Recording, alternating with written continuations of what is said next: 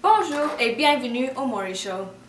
35 ans de cela, suite au kidnappage de Sharon Martin et Neil Peterson, une explosion dans la gare centrale avait pris le monde par surprise.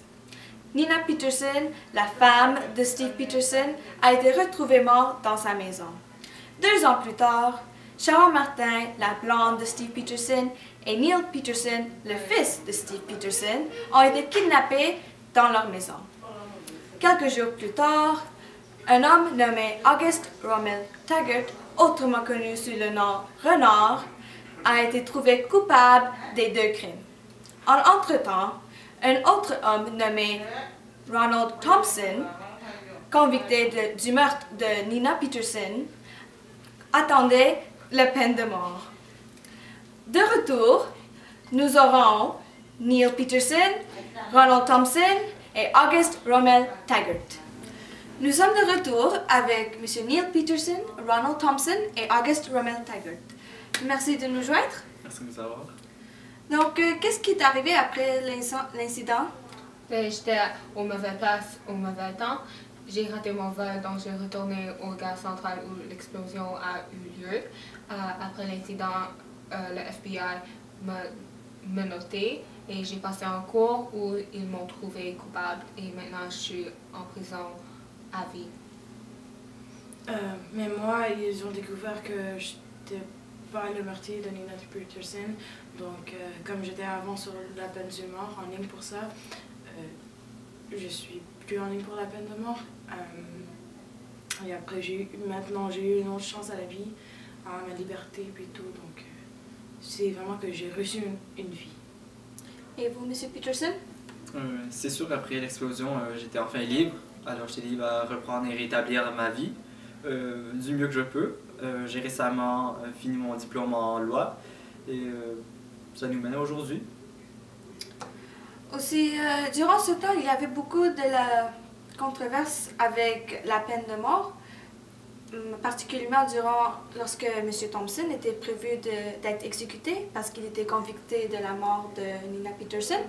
Donc, je veux savoir aujourd'hui, qu'est-ce que vous pensez aux peines de mort? Mais moi, je pense que la peine de mort n'est pas acceptable sous n'importe quelle circonstance. Mais un meurtrier, à la fin du jour, devrait soumettre aux conséquences pour leurs gestes. C'est injuste à sa société qu'un meurtrier est libre à continuer sa vie en prison, même si c'est en prison. Je veux dire, un meurtrier, à la fin du jour, a pris la vie de quelqu'un. Il ne mérite pas continuer sa vie de telle manière. Oui, mais comme pour moi, c'était un accident.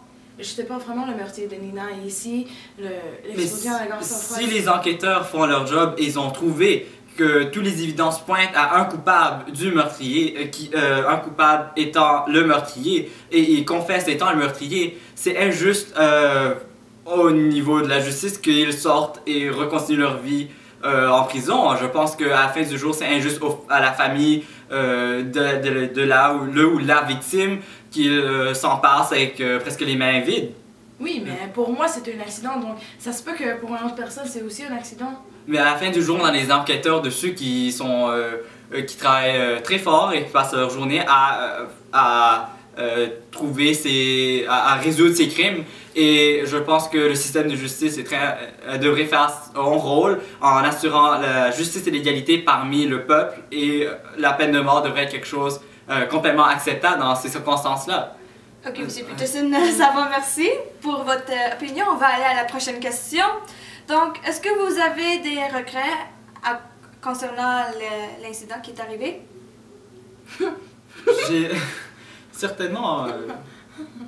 Ben, je pense que vous avez des regrets, M. Thompson. Ben oui! Si moi, je n'étais pas là durant ce qui est arrivé à Nina, ça se peut que moi, j'aurais sauvé toute ma vie. J'aurais pas du temps aux prisons.